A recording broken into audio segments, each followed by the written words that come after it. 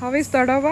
Uh, I I like it so much and I enjoy so well.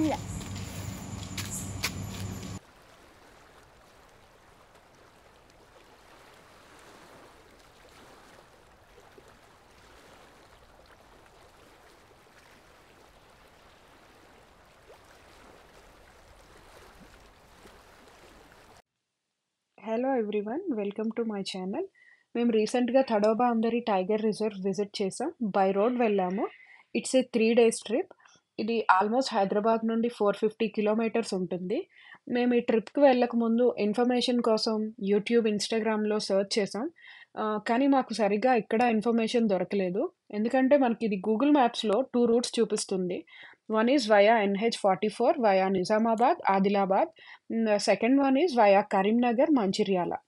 మేము మేము morning 7:30 Gachibowli outer ring road దగ్గర start అయ్యాం. మనం Google మ్యాప్స్ని follow అవుతుంటే Shamirpet exit దగ్గర మనకి NH44 కనెక్ట్ అవుతాం. ఆన్ ద వే మనకి బ్రేక్ఫాస్ట్ చాలా రెస్టారెంట్స్ ఉంటాయి. You can plan accordingly. NH44లో మనకి ఆల్మోస్ట్ ఆదిలాబాద్ వరకు మనం ఇదే రోడ్లో వెళ్తాం. 300 కిలోమీటర్స్ వరకు ఇదే రోడ్ వెళ్తాం. మనకి రోడ్డు కూడా చాలా వరకు స్ట్రైట్ రోడ్ కూడా చాలా బాగుంటుంది. కొంచెం స్టార్టింగ్లో ట్రాఫిక్ ఉన్నా ఇంకా కొంచెం డిస్టెన్స్ వెళ్ళే కొద్దీ ట్రాఫిక్ కూడా తగ్గిపోతుంది. మనం ఆదిలాబాద్ వరకు ఇదే రోడ్లో కంటిన్యూ అయితే మనకి ఆదిలాబాద్ తర్వాత ఒక ఫ్లైఓవర్ కింద రైట్ సైడ్లో మనం కింద నుండి వెళ్తే మనకి 353 NHకి కనెక్ట్ చేస్తాడు. ఇక్కడ ఆల్మోస్ట్ 70 కిలోమీటర్స్ రోడ్ వర్క్ జరుగుతుంది. చాలా వరకు మనకి గూగుల్ మ్యాప్స్లో రెడ్ చూపించిన దగ్గర రోడ్ బాగుంటుంది. గూగుల్ మ్యాప్స్లో రెడ్ చూపించిన దగ్గర అంతా రోడ్ వర్క్ జరుగుతుంది. ఈ రోడ్ అంతా 70 కిలోమీటర్స్ వరకు అలాగే ఉంటుంది. ఈ రోడ్లో మనం 40-50 స్పీడ్లోనే వెళ్ళగలం. మనకి ఈ రోడ్లో ఎక్కడ ఫుడ్ అనేది ఏం దొరకదు. మనం లంచ్ చేయాలంటే మాత్రం ఆదిలాబాద్లోనే లంచ్ చేయాలి. తర్వాత మనకి అన్నీ చాలా చిన్న చిన్న విలేజెస్ ఉంటాయి. రోడ్ మాత్రం కొంచెం వరకు వర్క్ జరుగుతున్న వర్క్ అయిన ప్లేస్లో రోడ్డు మాత్రం బాగానే ఉంది. దీన్ని 70 కిలోమీటర్స్ ఈ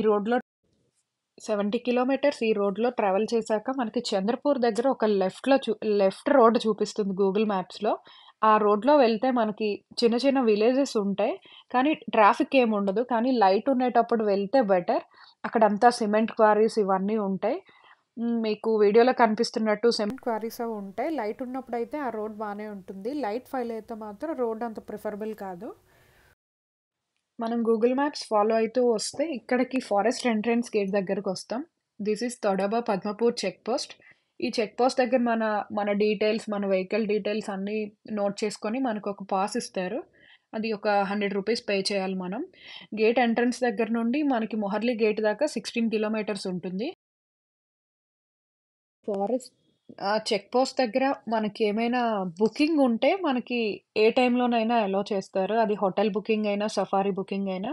మన దగ్గర ఏ బుకింగ్ లేదు, జస్ట్ విజిటింగ్ అయితే మాత్రం 6 AM to 8 PM విజిట్ చేయడానికి అవుతుంది. మనం ఇక్కడ నుండి ఫారెస్ట్ ఏరియాలోకి ఎంటర్ అయినట్టు. ఇక్కడ స్పీడ్ లిమిట్ కూడా 40 వరకే ఉంటుంది. ఇదంతా no horn zone.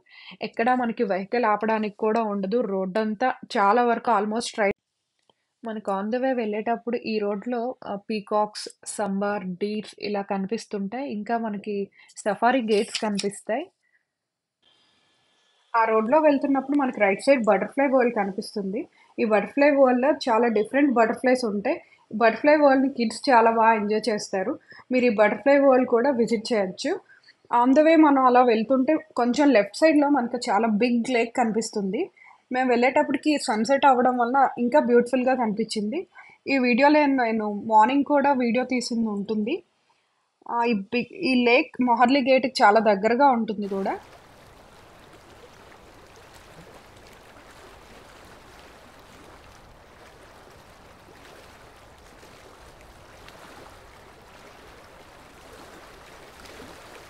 Hello everybody.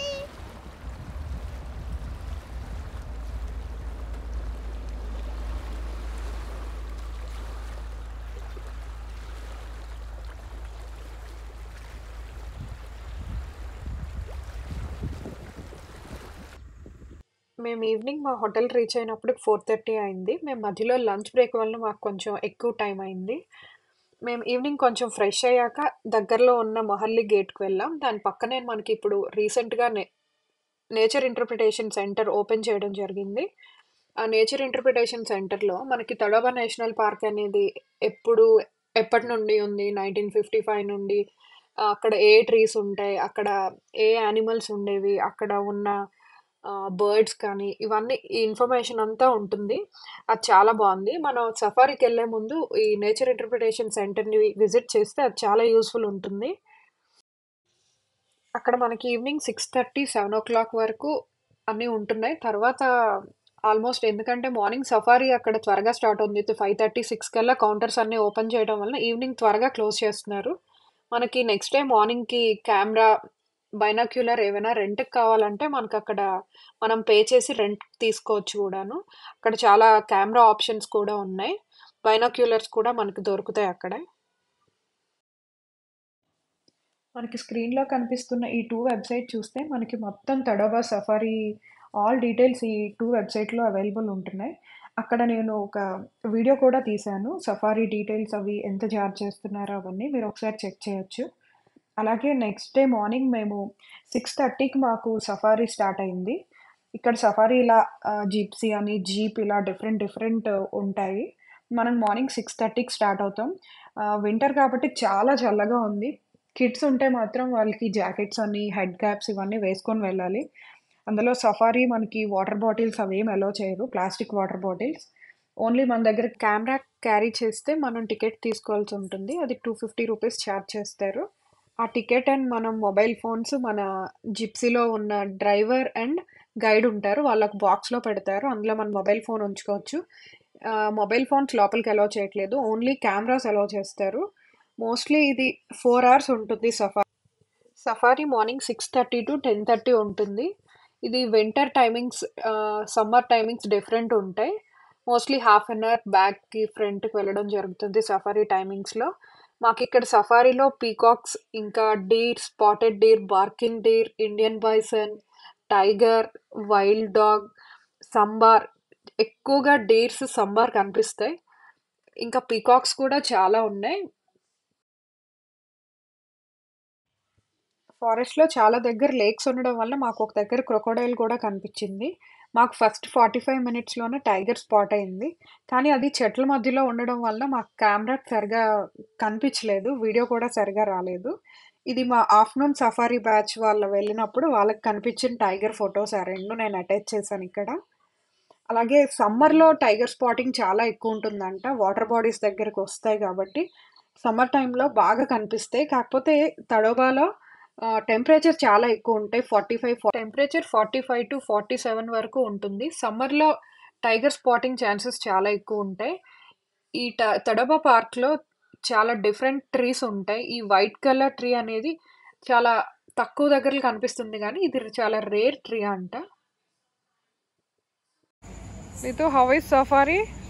So good, and I saw so many animals. Litu, how is safari? It's so good, and I saw so many animals. I saw one tiger, and so many deer, and peacock, and crocodile. That's it.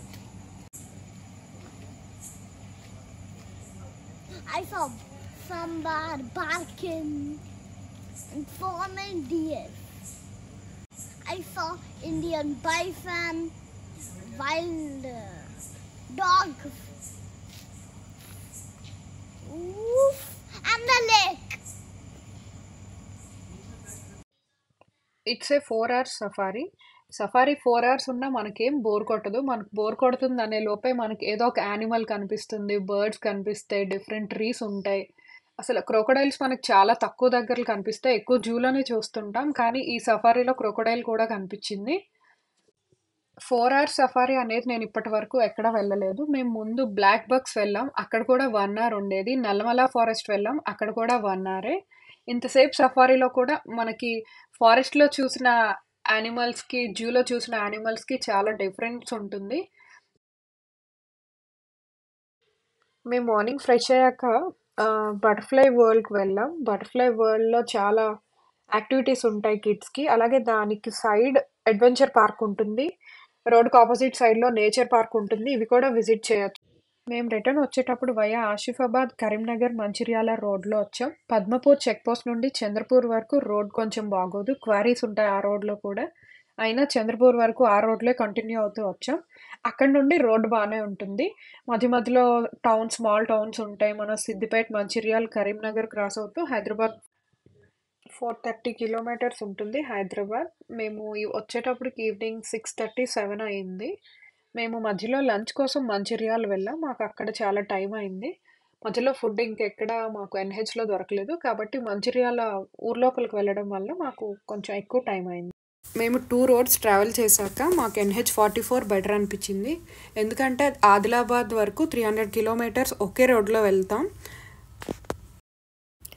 Thanks for watching.